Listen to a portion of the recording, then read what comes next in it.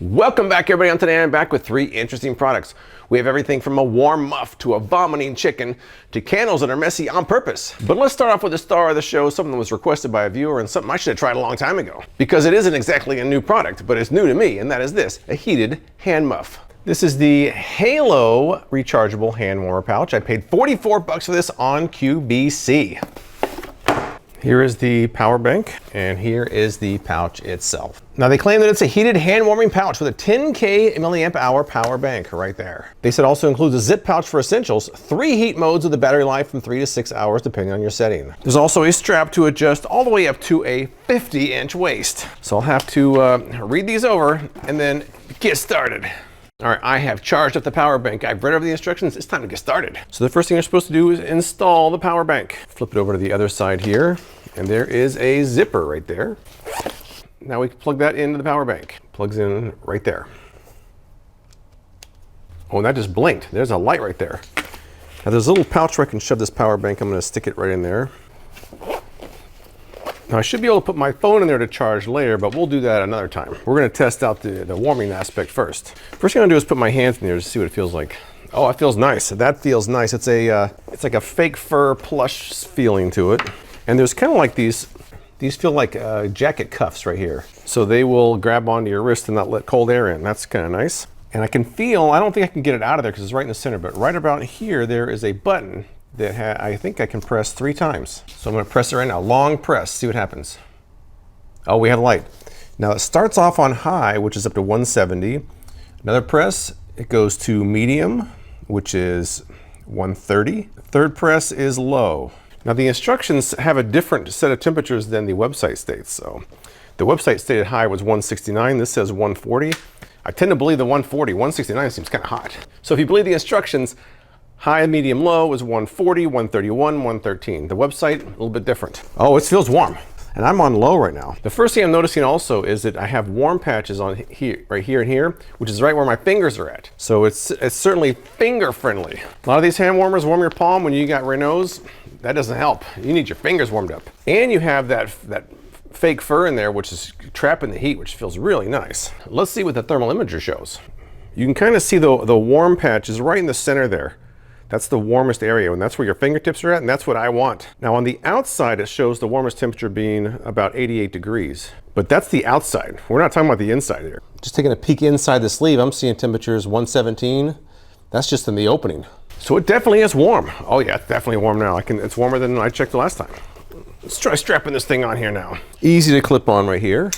Oh, it's warm, man. That's nice and warm. I feel like I'm about to call plays before I get in the huddle here. That's what it feels like. You've seen those NFL quarterbacks, they all have it. I mean, just my first impression. It's pretty good. So what I need to do now is go outside, put a coat on, because you're usually gonna have a coat on over that. Let's see how that goes with these little cuffs here they have, and try a little real world situation.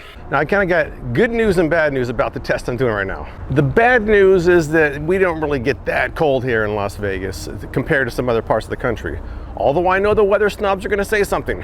The weather snobs are always gotta chime in about how much colder their area is. I don't wanna hear it. The current weather right now is probably about 45 degrees, which is about as cold as we get here in Las Vegas. 45 degrees? That's my short and t-shirt weather. I said I don't wanna hear it. But the good news is that when you have Raynaud's, 45 degrees Fahrenheit feels like about 45 degrees Kelvin to our hands. So I'm a good candidate to test these out almost no matter what the temperature is. Just without being on, it feels pretty nice. And it almost just looks like I have my hands in my pockets. But let me find the button here. The button is in a perfect position for your right thumb to find it. So I'm gonna hold it down, and it's on. Now in the daylight, I really can't see that light very well. It's very faint. But let me just wait for this to warm up a little bit. I got my stopwatch on. I'm gonna see how long it takes to get completely warm here. See, it's been about 15 seconds. It's already starting to feel a little bit warm. That's good. I can already tell I'm gonna like this.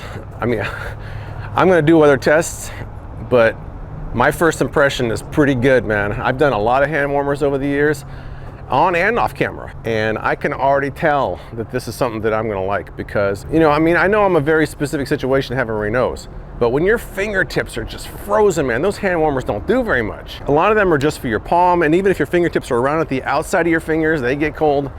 So this is warmth all the way around, 360 your entire hand. If you need to access your fingers, it's not like a glove where you have to take a glove off. can just get it in there.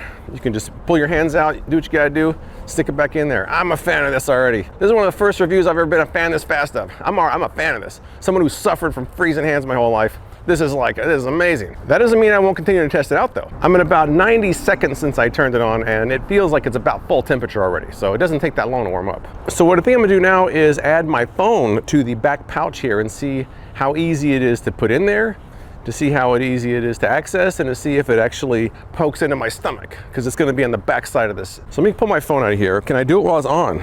There's a pouch in the front where my phone will fit pretty nicely, but it won't charge. So up front, I don't feel it. Let me see with my hands in there. I do feel it with my hands. It blocks my hands just a little bit, but not too bad. It's gonna, is that gonna warm my phone up? It might warm my phone up. Maybe that's not a good thing. But if I wanna charge my phone and put it in that back pouch, that is not accessible. The zipper isn't really something I can reach from while I'm wearing it. So I'm gonna have to take it off, put it in there, and then put it back on. So I will try that next. All right, so I did try the power bank feature. So what I did was I took the power bank out of the back, plugged it in my phone. My phone did not fit in the back section, so I had to put it in the front section and run the wire over, which may not be really that big of a deal. I did notice that when my phone is in here, it's a little bit more crowded for my hands, maybe not that big of a deal. I'm also not quite sure if that heat's gonna be a problem for the phone. I'm not sure. I don't think so. Now, my first impression is pretty good. Now, I tend not to use the word game changer because it's kind of a cliche, it's kind of overused, but in my case, it might be, because someone who has just freezing hands all the time, it's kind of hard to function. When I have this, my hands are not cold. Usually they are. That's a huge difference to me. I guess the only real negative is it kind of looks like a fanny pack. It does look like a fanny pack, but you know what? Who cares? Who cares what other people think if you're comfortable? They can go mind their own business. I don't care if it looks like a fanny pack. If my hands are warm, nobody else's opinion is more important than that.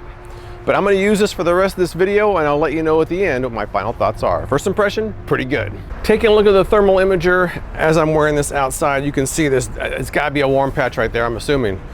Put my hands in here. One thing it's probably an underrated aspect of this, of those cuffs that kind of block the outside air from seeping in there. So it really maintains a pretty warm environment inside there without any outside air getting in. See how my hands look? My hands look good? I can't tell. I can't see it from here, but I'm assuming they feel warm.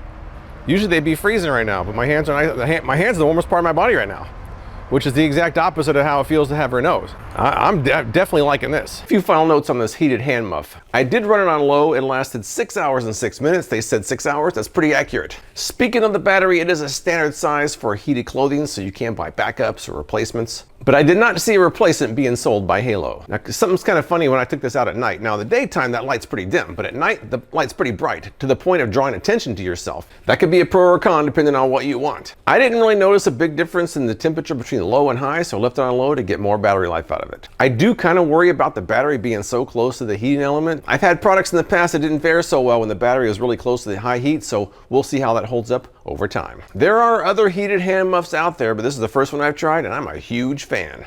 Moving on from the warm muff, we have this, which is a vomiting chicken egg separator. Let's take a look at this egg separator. I paid $7.99 for this. Currently has a 4.5 star rating among almost 1,000 reviews on Amazon. Now they claim that it's a vomiting chicken egg separator with a cute design. Pretty cute. They said it adds fun to your kitchen. Just break the egg into the separator and pour the egg whites out of the mouth. They say it's dishwasher safe and a great gift idea. Now people online like to say it's fun and functional. Some people even say it works better than regular egg separators. Now those who didn't like it, they say it chips easily. Some people said the hole just is not big enough for the egg whites to come out. Not much prep to do for this, so let's get started separating some eggs. This should be easy to test out. I'm gonna try a few different ways here. I'm gonna try cracking on this edge and see if that's effective. I'll use my Crack'em egg cracker. I'll try a couple at a time. We'll see what happens. First egg. I'm gonna use the edge here. All right, all I'm supposed to do now is just pour it out. And, well, right now we kind of have that going on, which that's not what we want. Is the opening too small? Maybe. Maybe I can get it started. Just shake it around a little bit. I mean, I'm getting it to work, but this is a lot of shaking. It did work. Not real impressed, but it did work. And there is still some in there. Like, it's not all out. I feel like there's better solutions out there. Oh, I just broke it. I broke it. Let's try another one here now.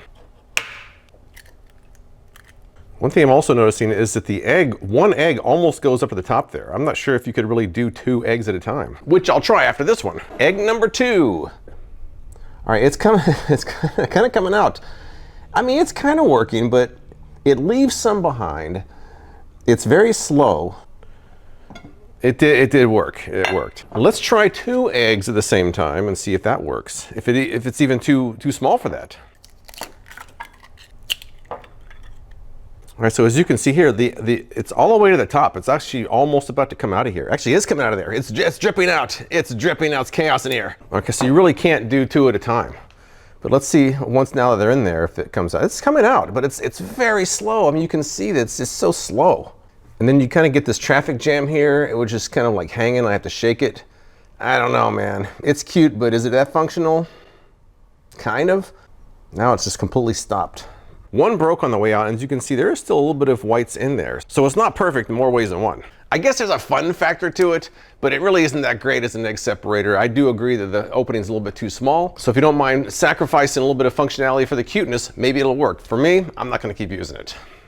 Next up is something that's been around literally forever. I remember seeing these when I was a kid, but I've never tried it myself, and that are the color drip candles. These are multi-color drip candles. I paid $6.72 for these for a 2-pack. Currently has a 4.4 star rating among over 2,200 reviews. Also the illustrious Amazon's Choice. Now they claim that these white candles drip a rainbow of colors, creating a layered pattern. Each candle is about 9.5 inches in length. People online don't like it, said they're beautiful. They said they don't burn too fast, and they also burn evenly. Those who didn't like it said that it doesn't drip properly, more like chunks instead of drips. Let's take a look at these real quick. And there we have it. They have some colors inside there. That's a kind of an interesting design. I can't wait to try these out and see how they actually work. No smell. Not that I expected one, but no smell. Nope. I'm ready to get started now. I have a generic champagne bottle here. Seems appropriate with New Year's on the way. Unless you're watching this another time of the year, then it's not appropriate. I looked over the instructions on the box. It says to cut the wick down to 1/4 inch. Also, I had to shave the bottom of the candle because all the wine bottles and champagne bottles I have are too small. People on Amazon said they had to do the same thing, so that's what I did. I actually ended up using my carrot sharpener to taper the bottom, and that worked pretty well. If you ever need to taper candles, this actually works pretty well. Stick in there like a big old pencil sharpener. Take a look at the candle. There's a lot. There's reds and blues, yellows, oranges. It should be interesting. It should be. What's also interesting, reading the Amazon comments, some people were saying that it took hours to burn. One person said it took less than an hour. Some people said that all the wax clumped together. Some people said it dripped beautifully. So opinions are all over the place in this one. So I gotta find out for myself. Here we go. Now with my tapered end, I'm placing it in this champagne bottle. I'm gonna light this bad boy. We're gonna see how long it takes. Now they say not to let it burn more than 4 hours at a time. So if it takes more than 4 hours, I'll do it in chunks. If it takes less than 4 hours, then I won't. Here we go. I'm gonna watch this for a while before I turn on the time lapse because I'm kind of curious what happens. While it's burning, there are some warnings on here. It says, failure to follow all instructions could result in a fire hazard or personal injury. That's always a fun way to start a review, huh? Use in a ventilated area. Seems to be the case. Do not move while lit. I won't. Do not use water to extinguish. Keep the candle free of foreign objects and for indoor use only. So I've got my first drip coming down the side here, and the first of many drips to come, hopefully. It is 9:25 a.m., so we're gonna see how long this takes. I'm gonna switch over to the time lapse and I'll come back if anything changes. So let's do that right now.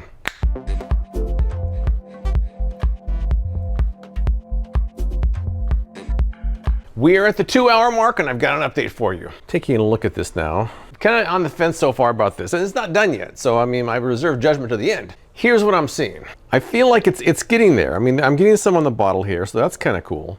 But I'm also getting some kind of big chunks falling off. Not too much dripping on the saucer below. So what I'm seeing so far, I do like. I'm just not sure I'm seeing enough of it. A lot of it's still kind of clumping at the top, which still could melt. So I'm going to reserve judgment until the end, but right now it's good. It's not great, but we're not done yet. So let's see how it finishes off the last maybe hour or so before it's done, and then see how it looks.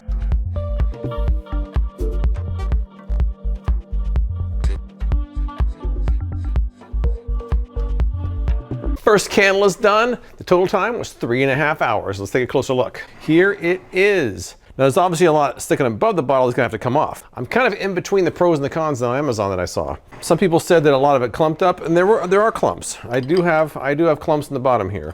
Although I would say it still has a pretty nice effect. Some people said the colors aren't that vibrant. They're kind of right. They're not really as vibrant as I'd hoped, but they're not too dull either, so kind of in the middle. I would say, so after one candle, everybody's gonna have a different idea of what's acceptable or not, but I think this is kind of what I expected from one candle. Let's see what happens when we have a second candle. So I gotta clean this off and load up the next candle and get started with that one. Once again, I use my carrot sharpener to shave down the edge of this one. Let's stick it in here and get started. And we're off. Now I know it's gonna take about 3.5 hours, so I'll check back with you then, and we'll see how much better the bottle looks. It should look good. We'll see in 3.5 hours.